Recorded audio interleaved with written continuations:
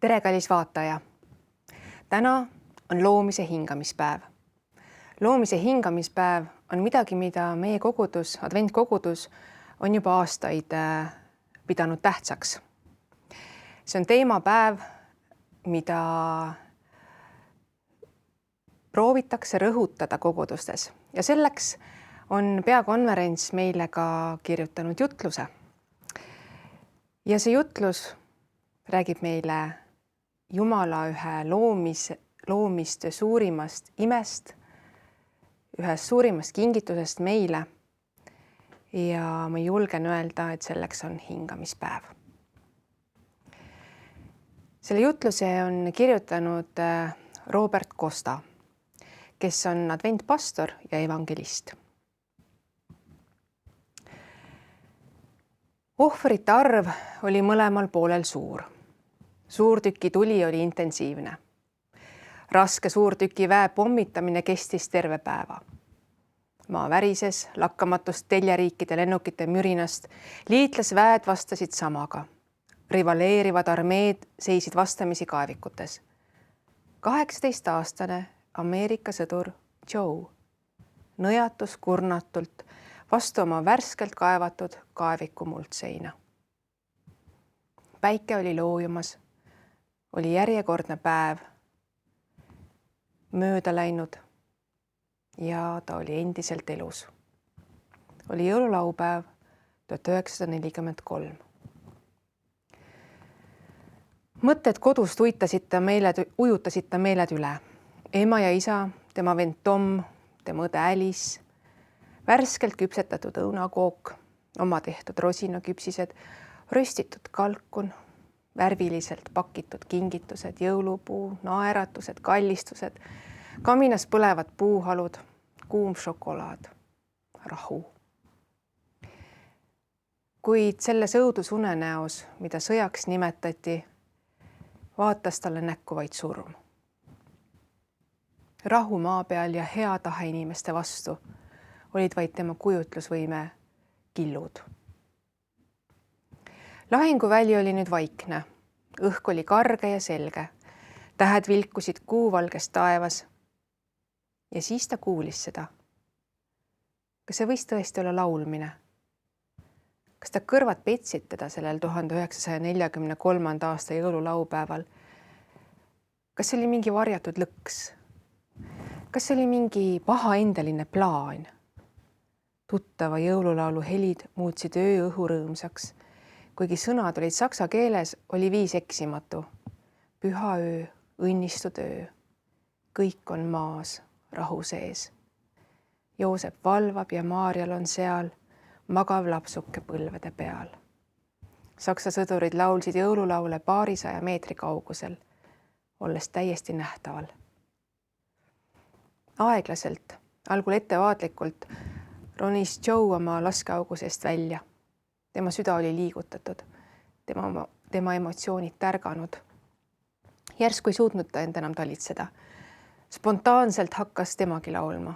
Püha öö, õnnistud öö. Kõik on maas, rahu sees. Tema Ameerika kaaslased ühinesid lauluga. Peagi kordasid hääled, mis vaid mõni tund varem karjusid sõjakirumisi, nüüd kiituse laulu. 2 vastast poolt lähenesid teineteisele. Nad kallistasid, nad naersid, nad laulsid.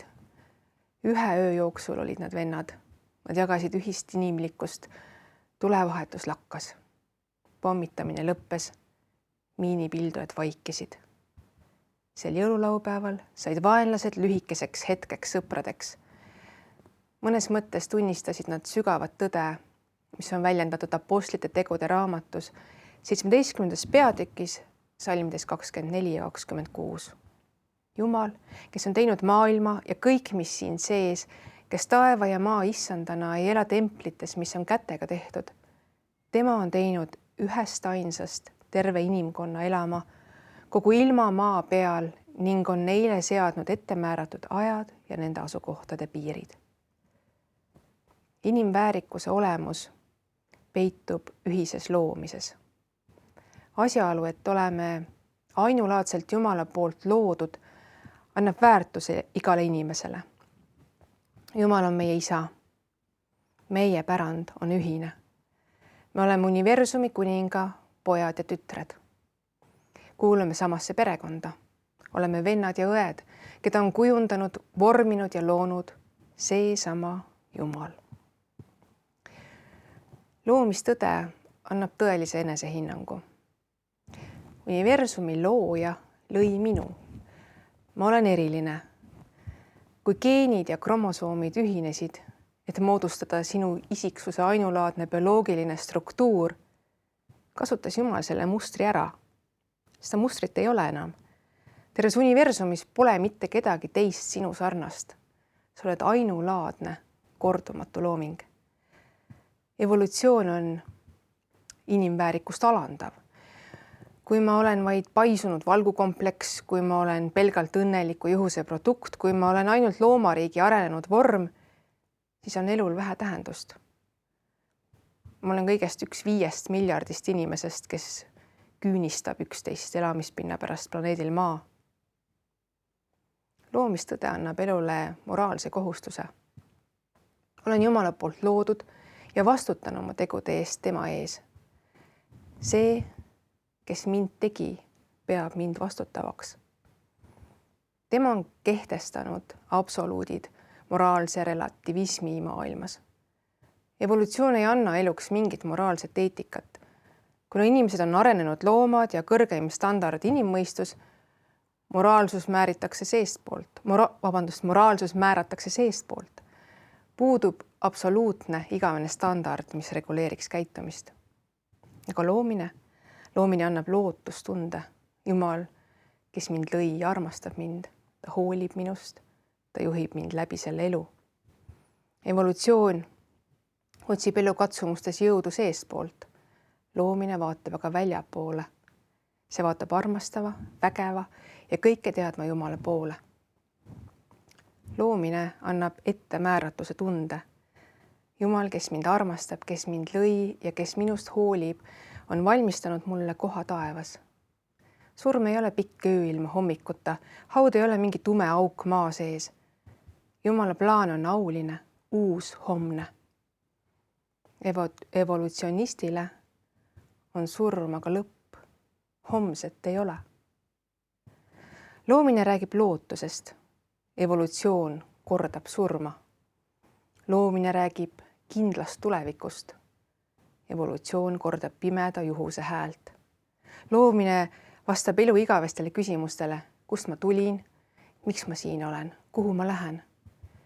Evolutsioon annab elule moonutatud päritolu vaate, ei suuda käsitleda elu eesmärgi küsimust ja jätab hinge elu lõpliku saatuse suhtes tühjaks. Loomine ühendab meid Jumalaga. See rajab meie enesehinnangu. See loob sidemed kogu inimkonnaga. See loob ühise esivanemate liini. See sisaldab usaldust hoolivasse Jumalasse.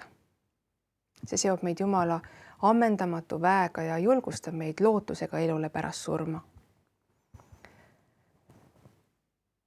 Just seetõttu, et meie maailm vajab nii meeleheitlikult loomise kinnitavat sõnumit, andis Jumal meile hingamispäeva. 19. sajandi keskel, mil evolutsiooni hüpotees haaras intellektuaalset maailma tormiga, saatis Jumal uskumatult lootusrikka sõnumi. See on kirjas Ilmutuse 14, 6 ja 7 salm. Ma nägin teist inglit keset taevast lendavat. Sellel oli igavene evangeelium, et kuulutada evangeeliumi neile, kes elavad ilmamaal, kõigile paganahõimudele ja suguharudele ja keeltele ja rahvastele.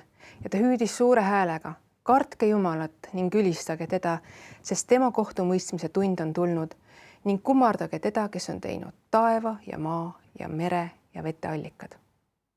Kuidas me nimetame teda, kes tegi taeva ja maa ja mere?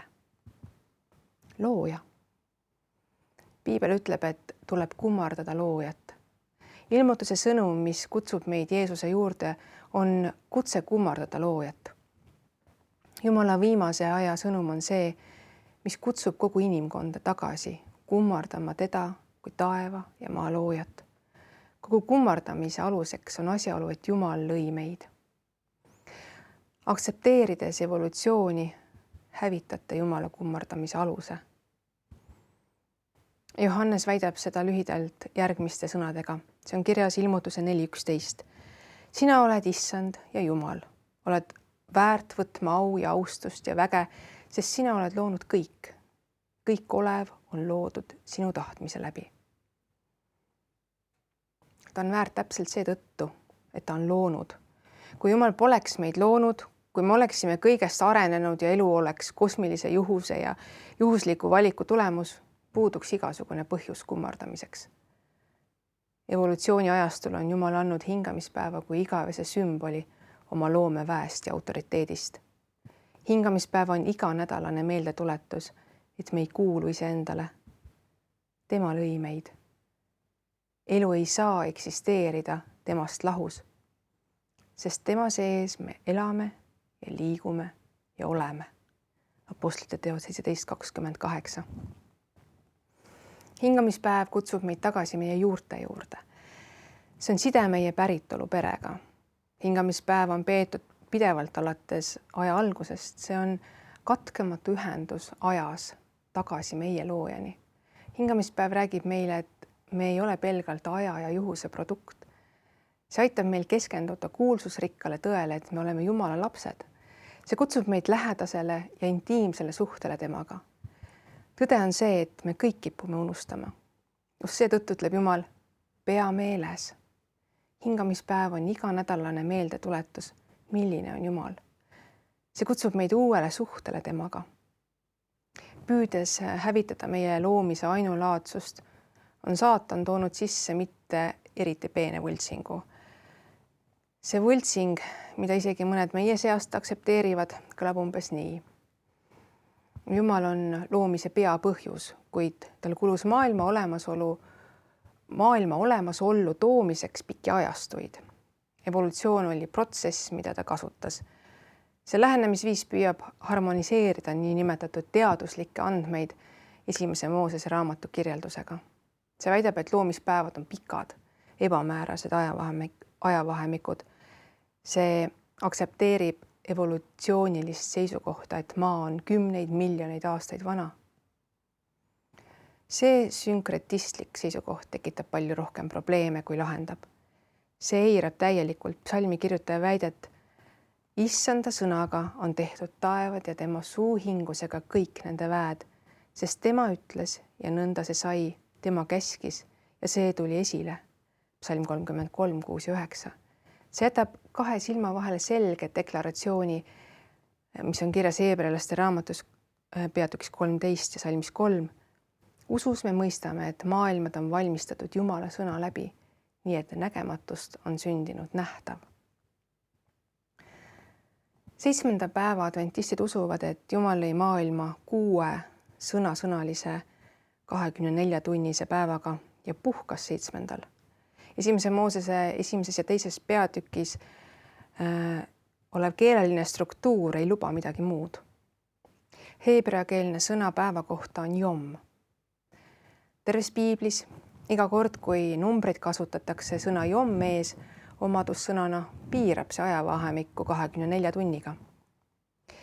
Piiblis ei ole ühtegi juhtumit, kus numbri sõna eelneb nimisõnale jom ja jom tähistaks ebamäärast ajavahemikku.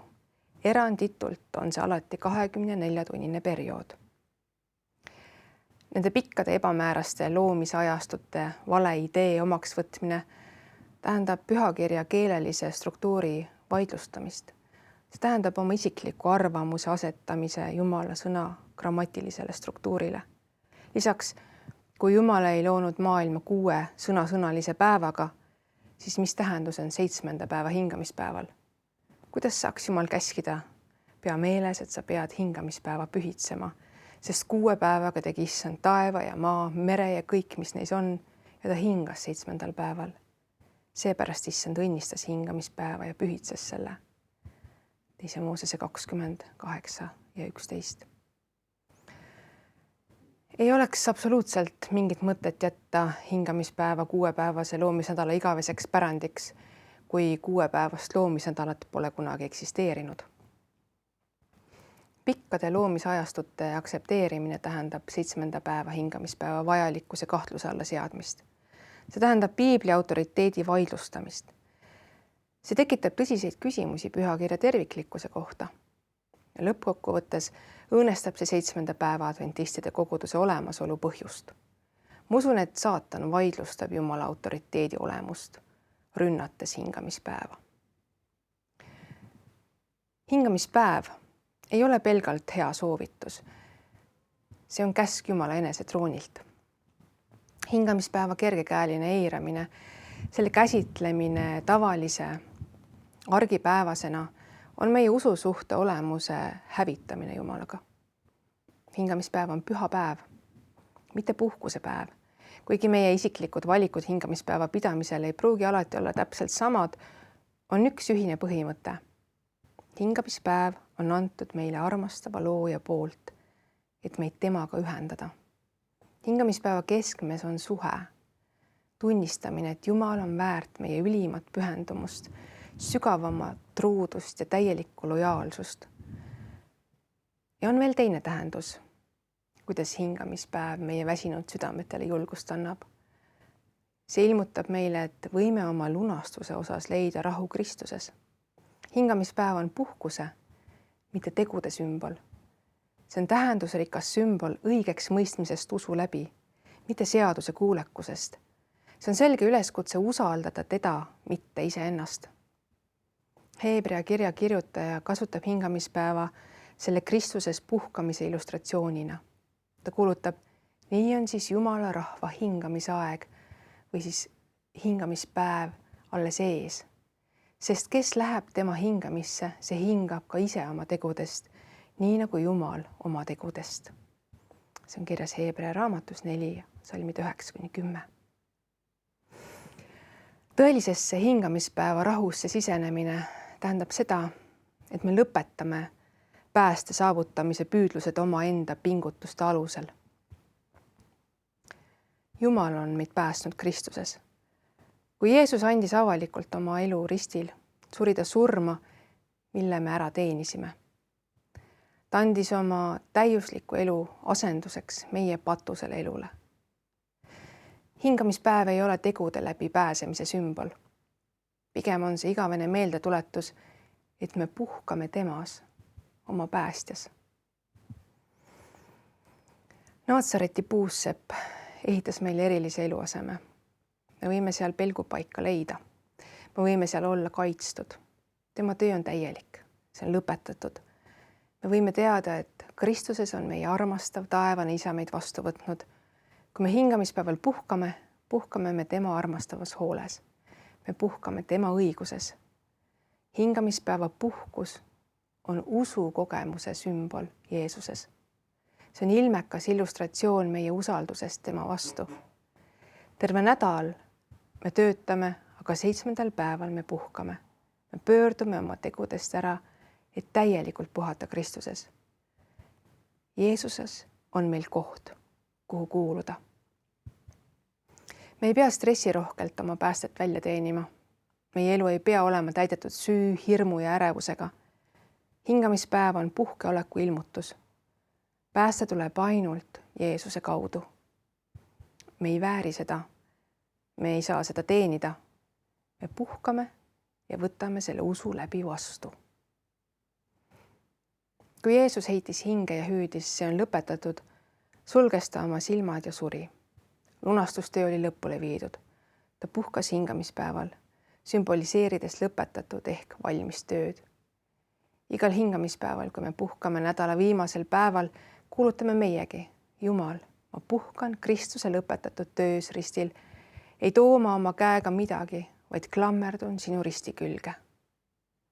On veel midagi, mis pilti täiendab. Prohvet Hesekiel kuulutab, ja ma andsin neile ka oma hingamispäevad kui leppemärgi minu ja nende vahel, et nad teaksid, et mina olen issand, kes neid pühitseb. Hesekiel 20:12. See on veel üks põhjus, miks Jumal meile hingamispäeva andis. See näitab, et issand on see, kes meid pühitseb. Kuidas nii? Seda just tegi Jumal 7. päevaga. see oli loomisnädala lõpus tavaline ajahetk nagu iga teinegi, aga Jumal eraldas selle päeva. Ta pühitses selle ja hingamispäeva kaudu ütleb Jumal meile, sama tahan ma teha ka sinuga. Ma tahan sind eraldada oma eriliseks lapseks. Ma tahan valada end sinusse, ma tahan sind pühitseda, ma tahan jagada sinuga oma pühadust. Hingamispäev tuletab meile meelde, kus me iseloomu arendame. Ja see on suhtes oma taevase Isa ja Jeesuse Kristusega. Hingamispäev on pidev, elav tõotus Jumala võimest aidata meil kasvada läbi kõigi meie elu tõusude ja mõõnade, tragöödiate ja trumfide. Me vajame seda erilist aega taevas Isaga. Me vajame hingamispäeval omast aega Jumalaga, kes meid pühitseb. Jumalaga, kes aitab meil pidevalt kasvada. Hingamispäev on jätkunud iganädalases tsüklis loomise algusest kuni praeguseni. Hingamispäev algas Eedeni aias ja seda hakatakse tähistama, kui see maa uuendatakse pärast Kristuse teist tulemist. Prohvet Jesaja räägib ajast, mil Jumal teeb uue taeva ja uue maa. Ta ütleb, hingamispäeva tuleb kogu inimsugu mu ette kummardama. Jesaja 66:23. Hingamispäev esindab kaunilt igavest suhet Jumalaga. See ulatub Eedeni aiast aiani, mille Jumal sellest planeedist aegade lõpus teeb. See ulatub kadunud paradiisist taastatud paradiisi. Me vajame sellist igavikku oma elus. Me vajame paika, mis kinnitaks meile, et oleme oma taevase Isaga igaveses suhtes. Meil on vaja aja sees olevat kindlustunnet, kus see veendumus saaks sügavalt juurduda. Kohta, mis kuulutab, et meie taevane Isa on meie jaoks alati olemas. Hingamispäevas võime leida rahuldust pakkuva puhkuse. Seal saame taas tunnetada oma juuri kui Jumala lapsed. See on koht, kus me saame kasvada ja küpseda. Tõepoolest, me vajame sellist igavikulist paika, mis seoks meie elu tervikuna püsivasse suhtesse Jumalaga. Ajakiri Reader's Digest kirjutas hiljuti lahkunud golfiprofessionaalist Harvey Penickist. 90-aastase golfiprofi Harvey Penicki jaoks saabus edu hilja. Tema esimest golfiraamatut Harvey Penicki väike punane raamat ehk siis inglise keeles Harvey Penick's Little Red Book müüdi üle 1 miljoni eksemplari. Tema kirjastaja Simon & Schuster usub, et see raamat on läbi aegade üks enim müüdud spordiraamatuid. Raamatu avaldamise lugu on põnev. Harvey Penick ei kirjutanud seda kindlasti raha pärast. 1920. aastatel ostis Penick punase spiraalköites märkmiku ja hakkas sinna kirja panema oma isiklikke tähelepanekuid golfi kohta. Peaaegu 70 aastat ei näidanud ta raamatut kellelegi peale oma poja. 1991. aastal jagas ta seda kohaliku kirjanikuga ja küsis mehelt, kas too arvab, et seda tasub avaldada. Kirjanik oli vaimustuses. Ta võttis kohe ühendust kirjastusgiganti Simon & Schusteriga ja järgmisel õhtul nõustusid kirjastajad maksma $90,000 suuruse avansi. Rõõmustav kirjanik andis uudise Penicki abikaasale edasi. Kui kirjanik nägi Penickit hiljem õhtul, tundus vanamees murelik. Miski häiris teda tõsiselt. Lõpuks rääkis ta otse. Oma arsti arveid arvestades polnud tal mingit võimalust maksta Simon & Schusterile nii suurt summat raamatu avaldamise eest. Kirjanik pidi selgitama, et see raha antaks hoopis Penickile. $90,000 suurune avanss kuulus talle, ent ta polnud sellest isegi aru saanud.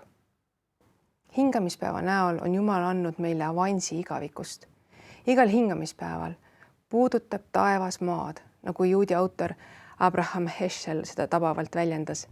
Hingamispäev on palee ajas.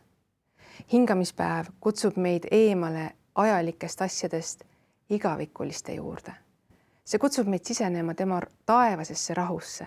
See kutsub meid juba täna kogema eelmaiku taevast. See kutsub meid suhtesse oma loojaga, mis jätkub läbi igaviku. Hingamispäev on tegelikult avanss igavikule. Palju on veel ees, kuid rahupäevad on meile esimeseks osamakseks. kas on võimalik, et elu saginas on hingamispäev päev, mil oleme liiga kurnatud, et suhet uuendada? Kas on võimalik, et elu stressis on see vaid pinnapealse kummardamise, mitte aga intiimse osaduse päev Jumalaga? Kas on võimalik, et Jumal kutsub meid millegi sügavama, laiema, kõrgema ja suurema juurde, kui oleme kunagi kogenud? Kas on võimalik, et Jumal igatseb, et me näeksime hingamispäevas uut tähenduse sügavust? Kas on võimalik, et Jumal igatseb, et me kogeksime sel hingamispäeval ehtsat südameärkamist? Kas kuuled teda täna oma südames rääkimas, tule?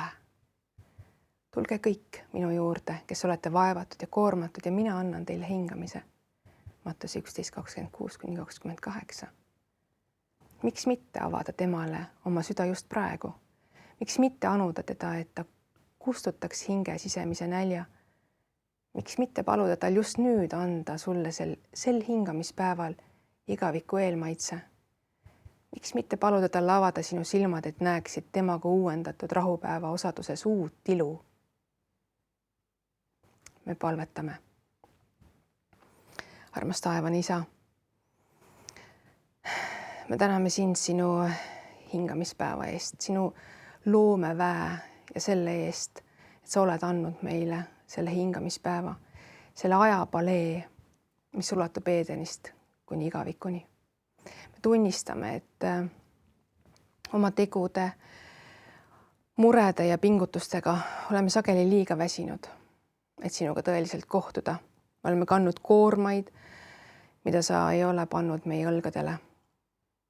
Aga me palume sind, et sa annaksid meile tunda seda hingamispäeva eelmaitset, seda, mis on taevas.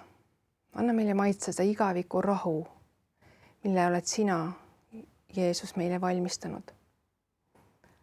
Aita meil hiljata see isetegemise koorem ja meenutada, et hingamispäev on märk sellest, et me puhkame ainult Kristuses oma pääste jaoks. Me tahame puhata tema lõpetatud töös ristil. Jumal, palun, et sa annaksid meile vaimset ärkamist, et me näeksime hingamispäevas uut ilu ja uut sügavust.